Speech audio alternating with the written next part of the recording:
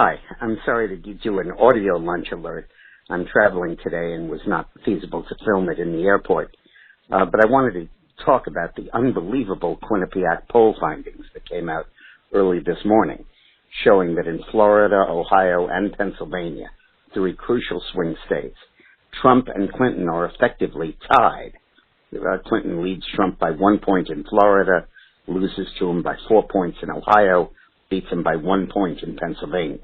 Just astonishing news. Hillary would have no chance of winning if Trump carried all three of those states. Just extraordinary. Now, the assumption has come out that Trump can't win the election, but that's from the same people that said he couldn't win the nomination.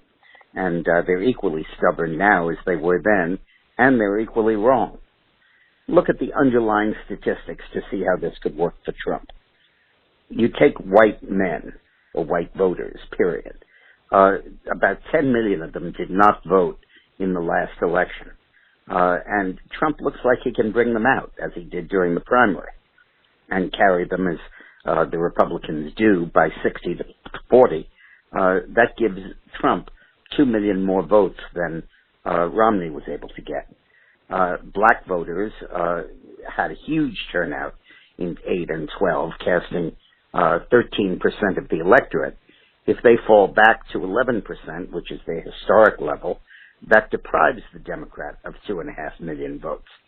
And young people, voters under 30, rate both Trump and Hillary unfavorably, and their turnout is likely to drop by about 500,000. And put that together, you have 4.5 million, which was the margin by which Obama beat Romney. But in a broader sense, the negatives on Hillary all relate to her record. The negatives on Trump all relate to his advocacy, the stuff he's for and the way he expresses it. Well, he can always change the way he speaks, and he can always modify and trim his proposals. But you can't modify or trim your record. You're stuck with it. And therefore, I would much rather be in Trump's position than in Hillary's. For example, at the Republican convention the first week, Trump could speak every night and present a reasonable, attractive presidential image to the country. Then the Democrats meet the week after, and they have to sell the country that Trump is a madman, a maniac, and he can't be trusted, right after they were rather interested in the Trump they actually saw at the Republican convention. So this race isn't over. It isn't even close to over. It really, at this point, could go either way. Thanks for listening.